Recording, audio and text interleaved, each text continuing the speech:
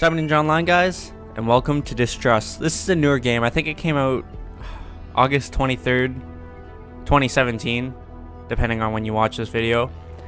It's made from the creators of Beholder, which I'm not saying should taint its reputation, but it is. I'm looking through the reviews and oh my god, people are hating on this game, or people are ready to hate on this game just because of that. But I have to say that it's not like Beholder. Now, first off, I didn't have a huge problem with Beholder. The only thing I didn't like about Beholder was the fact that it didn't have a replayability value in it. You could get halfway through the game, and if you lose, you have to start from the beginning, and nothing changes. So, I mean, why make a game like that where you can hit an ending and have to restart to try to get a better ending, but nothing changes? You know what I mean? That was the only thing I didn't like about Beholder. I didn't even finish a playthrough. We did like 3 chapters before I ended up hitting an ending. So, however, this game is a lot different. It's definitely fully, well, I don't want to say it's fully random, but it is. It does have random components in it. I've played it a couple times and haven't come out with like the same things here and there and sort of stuff like that. I know some people are trashing on it just because they're saying that they don't find it that fun. They get bored of it real quick. But I mean, I enjoy it, so hey. Let's go ahead and jump in a new game here. Now there's 2 difficulties. Adventure, which basically 90% of the achievements are locked. You can only unlock the 2 characters that it says there, and I've unlocked those 2. And then the types of buildings are instantly indicated on the map. And then for challenge, we can earn every achievement, unlock every character. There's a secret ending, and then the only other thing is that we don't know the type of the building that a survivor will enter into. So basically it means that we have no idea that, like, let's say the medbay building's over here until we enter that building. We're going to be playing on challenge just because it's for the courageous of heart only. This mode doesn't forgive mistakes, but it does offer the most enjoyment. So originally you have just 3 characters, but I did unlock the other 2, Mary Stone and Casper Jackson. I haven't really taken a look at them yet.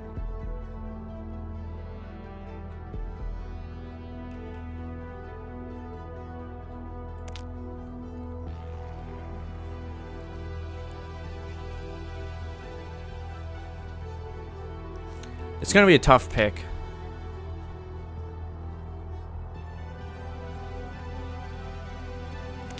Normally I would be taking Olaf because he starts with a gas can, which is nice. And then also the furnaces and generators work longer when he fuels them. Again, which is super nice. And then I usually take James, but he doesn't offer anything. He just has frost resistance. She just doesn't eat as much, so I'm thinking about taking Casper because I haven't actually had the ability to start with Casper until now, but it says this character has a toolbox, hammer, and shovel. That's a huge, like, starting bonus. So we'll start with Olaf Hurldson. Inventory, he has a gas can, contains enough fuel to fill 3 generators. I'll try to explain everything as we go. Olaf is the head of housekeeping, which makes him the most important person on the base. Without him, life in the Arctic would be unbearable. He has 15 years of experience in his line of work and can operate a variety of mechanisms with eyes closed. He's expert polar explorer, so this character needs fewer planks to kindle a furnace, and generators work longer when he fuels them. And then also, he has 2 cold resistance, 1 walking speed, and 2 running speed. That's just basically his stats. So he's going to be our first character. I don't think we can start with only 1 character, unfortunately, which would be cool to try in the future, but like I said, just can't. I mean, I can leave a character behind and do it that way, but Casper Jackson starts with a toolkit, so use it when a member of the expedition breaks something or needs to repair something. We have a shovel, so lightweight and handy shovel for removing obstacles, and we have a hammer. Allow a member of the expedition to repair doors, windows, and beds. Smart and strong are a rare combination, but Casper embodies them both rather. His keen interest in mechanisms and complex structures inspired him to become an engineer, and his love of a job well done often leads him to eagerly tackle back-breaking tasks. He usually has a few tools in his belt and never passes up a chance to use them. He has 1 cold resistance, which is kind of shitty, but he has 3 walking speed, 3 running speed, and then like I said, he's engineer, so this character has a toolbox, hammer, and a shovel. So basically we have to select 2 people. If I get this achievement, then I can have 3 people to start with, but 2 is more than plenty. Let's go ahead and hit start. So pretty much, there's a game I've played before that's kind of like this. Just trying to think of what it was. More or less is we start in zone 1 and I think it goes up to zone 5 and we're trying to get to the end. And the longer the game goes, the harder the game gets. So basically, if you want to have utmost success, what I think is that you have to kind of rush through these levels. But at the same time, if you don't have supplies with you, then the further you go, like the deeper you go into these zones, the harder it gets. So it's hard. It's definitely hard. Here starts story 1. So right off the bat, I'm going to want to open the map. Now, all these structures are buildings. I don't know what building is what now, obviously, because like I said, well, like I read from the difficulties, now I don't know what building's what, but that's fine. This red door here on the perimeter is the zone exits. That's where I'm trying to get to every time. Here you can see the different zones. So we're on zone 1. We have to get to zone 6. And I don't know if we just have to get there or if we have to get there and then do something. So first thing I want to do though is have these 2 guys come up this way. Now, the reason I'm going to be keeping them together besides splitting them up is because it's not going to be any faster to split them up. I'm going to have to be at 2 places at once for me to successfully have the ability to control both characters at 2 different places. So instead of trying to do that, we're just going to keep them together. That way we can loot houses faster, or loot these buildings faster rather, and then just get through it, get done. And him having a whole bunch of tools is great. So we found a second gas can. So pretty much that second gas can, it's bittersweet because, like I said, it's random and you're not guaranteed to find a gas can. So I would always want to start with one, but it's nice to find another one. You don't need it right off the bat, and you probably won't need it for a while. But found another shovel too. Like I said though, it's nice to have. So then you can fuel generators at will whenever you want. I'm gonna have to hope I get super lucky in some aspects too, because they can injure themselves looting and stuff, and if they do, they start bleeding and it's a whole fiasco. So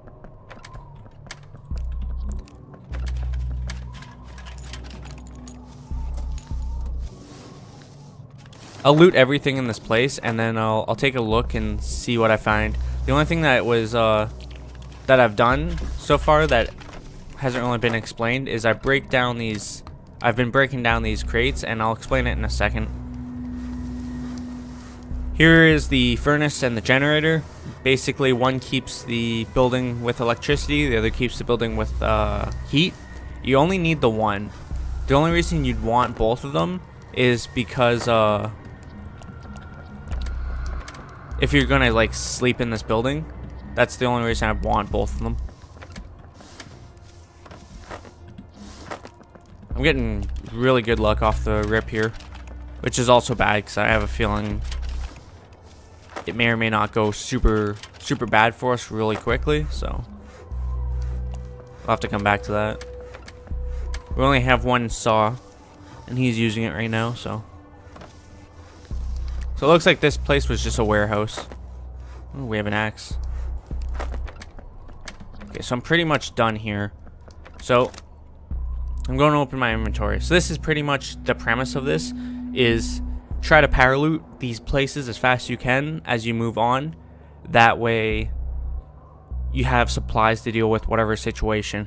The only negative effect I've seen from looting so far is the off chance that you might cut yourself looking through a box or something. And if you don't have bandages, then you're pretty screwed. So the first thing we have here is candy. Now, I gotta kind of explain this interface here. So there shows you which character you have selected. The The green bar is their health. These are just different ways to get to the menus. One is the map inventory options, shows if they're walking and running, and then they have 3 stat bars. So warmth, pretty much it's self-explanatory. If they're outside, their warmth meter will go down.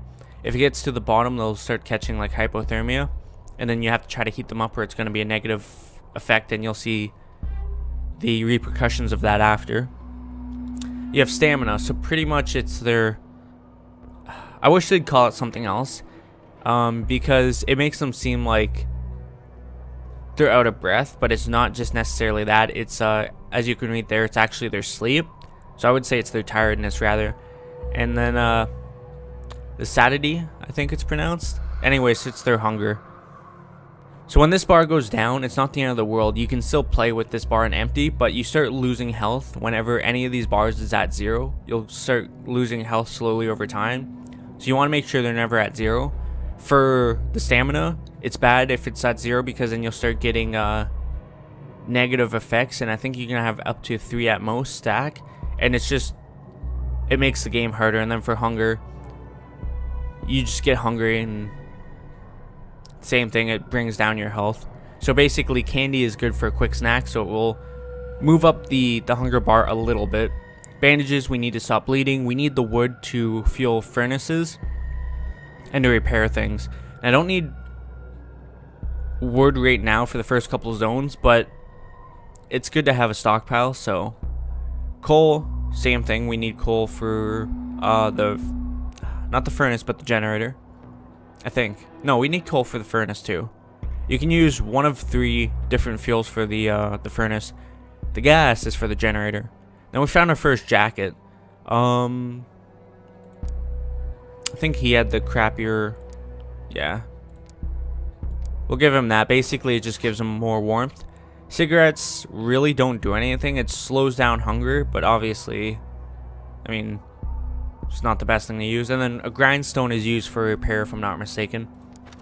So what I'm going to do now, while we wait for Casper to break down that box, and that's going to be the last box I break down for a while, is we're going to send Olaf out that way.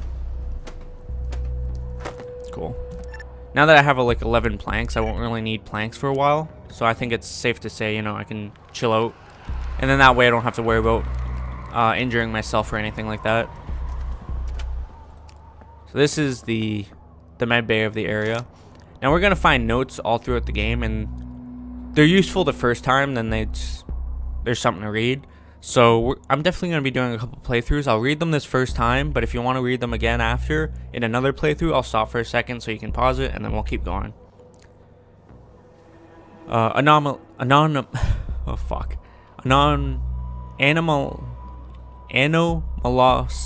phenomena classification, antimatter sphere. This creature of alien origin resembles a flying black hole. It levitates and performs quick, chaotic movements. It also feeds on thermal energy and recoils from bright light. During our experiments, we learned that the sphere can cool down a hot stove in seconds. The sphere generates radiation that causes rapid fatigue. So when we sleep, if we sleep for long enough, we'll see these things pop up. Now they have strengths and weaknesses, so this thing is drawn to the heat, and it will disable generators like that, or sorry, furnaces like that. But if we shine our light on it, or if we have lights on, then it won't come around us. And you can only search these things once for like useful information. So now this thing, if we had medical supplies, I could put together a med kit, but we don't have all the necessary supplies.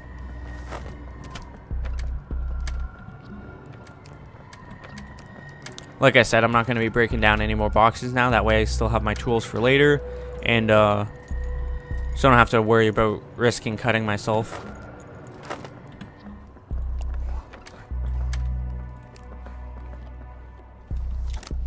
The most frequent emergency on polar expeditions is food poisoning. Absorbing pills are essential in these cases.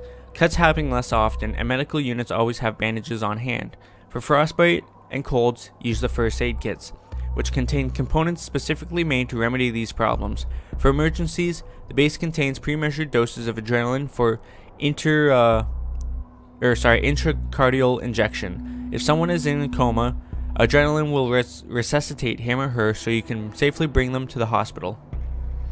So that's a good little tip for first timers so that you know what to do in certain situations. Oh, I found salt. I thought there was salt laying there. I'm like, that's the first time I've ever seen that before.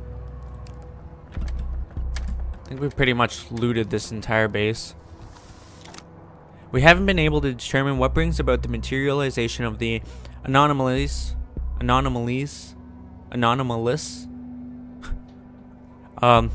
materialization of the objects. However, Dr.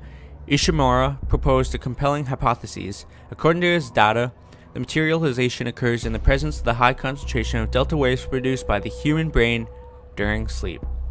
During deep sleep, rather. So yeah, like I said, basically those things only show up when we're sleeping for an extended period of time, and yeah. So now that we've been there, we can see what was in this. So this one was a tool warehouse. This one's a medical facility. We'll head to this one next, and I think I'll go down, up, up, down. Then if I really wanted to make a med kit, if I found whatever I'm missing out of this, then I'd come back. I think I'm just missing the dirty bandages. Yeah, I am. So yeah, like I said, if I really wanted to, I could. It's not worth it. But the option's there, though.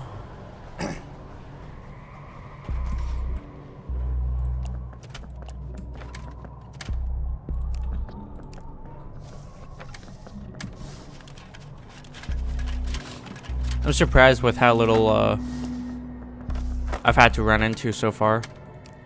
I really didn't want to say that. I think I'm gonna fucking jinx myself, but we'll see.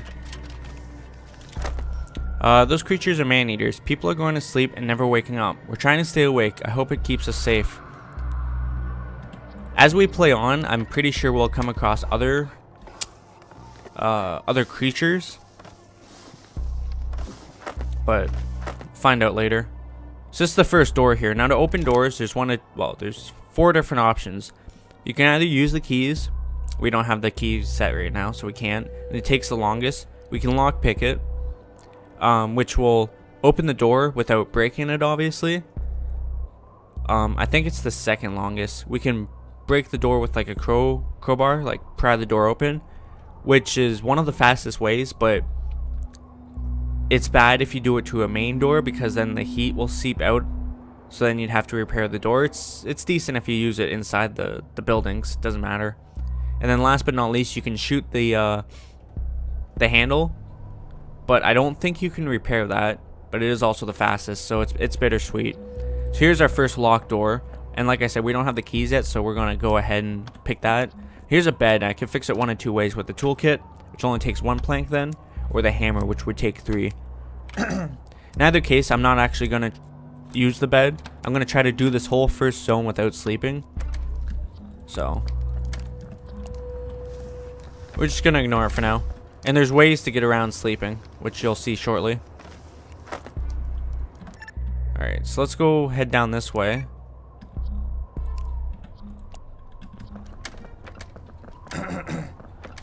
So the buildings with the red doors like that means that that building's locked, so I'm gonna have to do something to get into it. This one particularly, it just needs the door's locked, so I'm gonna have to lockpick it. Other times the door might be buried, and there might be other circumstances.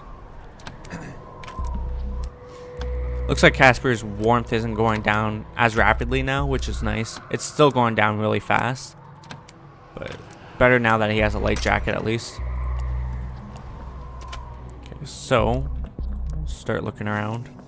Actually, have him start picking that door. So I know this kind of lock, you can insert a master key in it and open it without damaging the key. It's a clever trick. So we can try the trick or don't try another trick. Or don't try anything tricky, just open the door like usual. We'll try the trick. Here's where the luck comes in.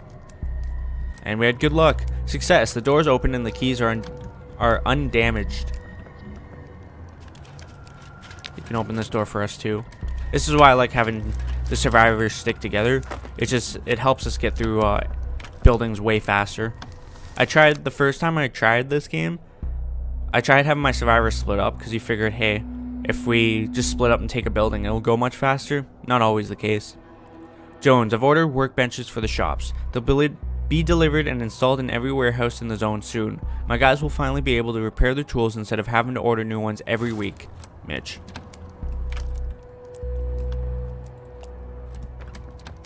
We'll let Casper loot that one. There's a bed in there too.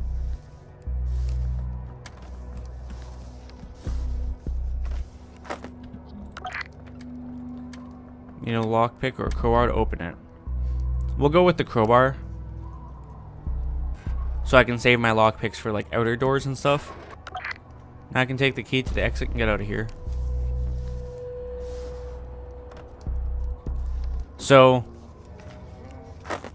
to get out of the zones, you have to do a certain thing in each zone, and I don't know if it's random. I'm pretty sure it's random as well, but not every zone is the same. Meaning, we might need a key for this one, but the next one we might need like 3 sacks to weigh down a counterweight or some shit. In any case, it would be apparent if we go straight to the zone exit, which is what they kind of tell you to do. But like I said, you also want to loot on your way there, and it's just faster to start at one end and push your way to the outdoor. That way you don't waste time running there and running back. So in this case, it pays off because we found the key that will unlock the zone exit anyways. So now this place right here, I'm almost positive will have the master set of keys, which means that we will always have an option to open a locked door no matter what. It might take a while, but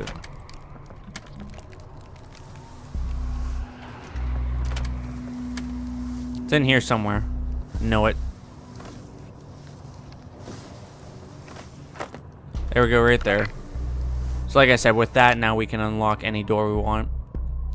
We couldn't wait for you. The anomalies, there we go, are out of control. Mitch and I left instructions for how to fight them in the next medical unit. They're the result of careful observations, so follow them to the letter. Also, this is the end for me. I'm going to sleep, never to wake up. I don't know if that's all one thing. Must be. I'm gonna find out in a second. It was. Okay.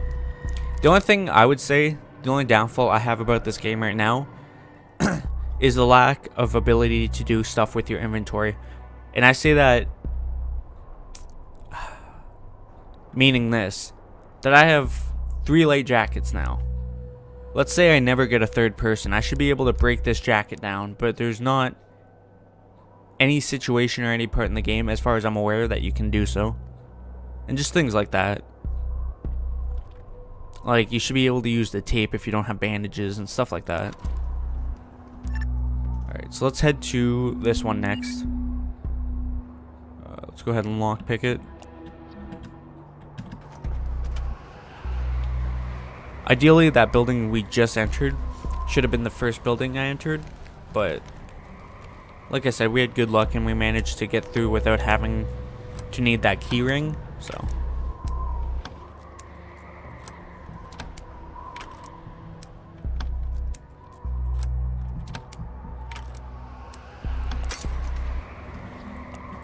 Alright, let's get in there. You open that. This appears to be the kitchen. Bag of trash. I don't know if I really should be looking through there, but I do have bandages, worst case scenario. Rotten wood.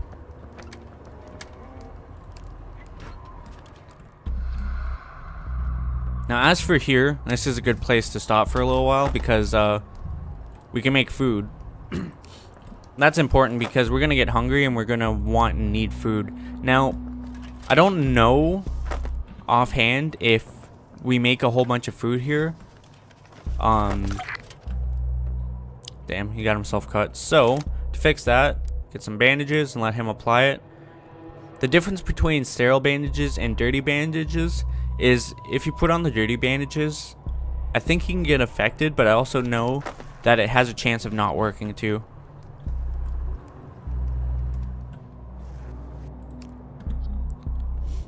As I was saying though, I don't know if that if you prepare a whole bunch of food, I don't know if it's like, if it will go rotten in your inventory or if it will just not be worth it in a sense. But as far as I'm concerned, there's no reason not to make a whole bunch of food and prepare it all when you can. So that's what we're gonna do here, especially because we're gonna need the food. And as I have Olaf here cooking food, I'm gonna have Casper check out that other place. It's like one of the the rare situations, I would say, to split up your people. Gonna want that coffee.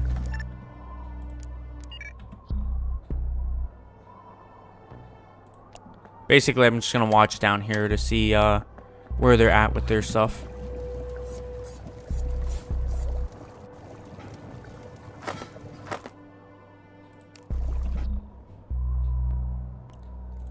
Go on the next one. I think the coffee I'm making right now, or no, sorry, the soup that I'm making right now is the last thing I can make.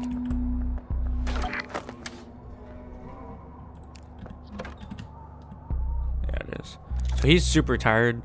I'm gonna give him the coffee just because he was the first one tired. I'm gonna have to deal with Casper in a second too, but I'm gonna have to figure it out as I go. If I found like an energy bar or something, that would be great because it will bring his energy up to like half. We'll see what happens though. I may or may not. I mean, this looks to be like another medical place. And see, Olaf's stamina just went all the way to half.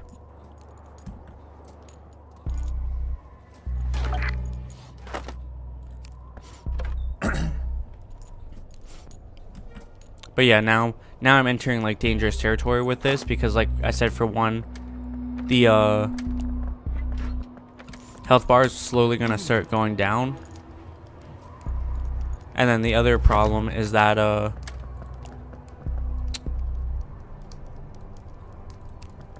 lost my train of thought. The other problem is that he can start taking on these weird ailments because of lack of sleep, so gotta be careful about that too.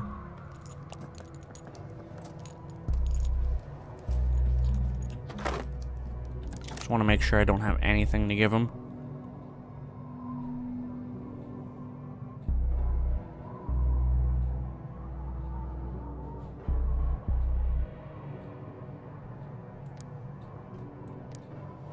We could try the soup. He needs to eat anyways, so we'll try the soup and see what happens.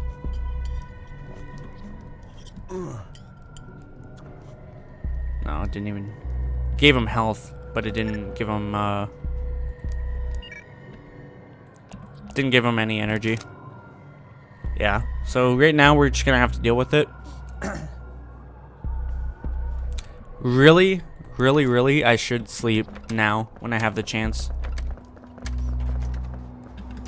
But like I said, I kind of want to push on to at least zone 2 before I sleep.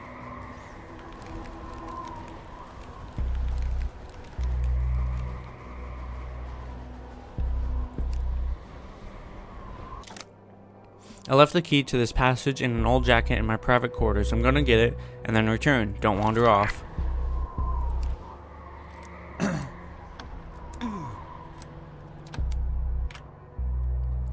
And now we can leave. So that's the end of zone 1. I'm gonna split this this series up into the different zones. So they're gonna be short series. I don't think that was anywhere close to being an hour long. My voice is like fading as it is, so it's a good time to stop. And then when we come back, we unlocked a new character, got a couple of achievements, because like I said, you get no achievements for doing the game on the easier difficulty. So I think I had like 7 achievements, and that was like literally all the achievements I could get, if not like 5, I don't know. Anyways, I'm gonna end it here, and then when we come back, we'll continue on with zone 2. So I hope you guys enjoyed. If you want to see more, definitely comment down below. And yeah, I hope you guys enjoyed. If you did, leave a like if you haven't to say, comment down below. Don't forget to subscribe and share, as it really helps me out. Thank you guys for watching. I'll see you later. Bye.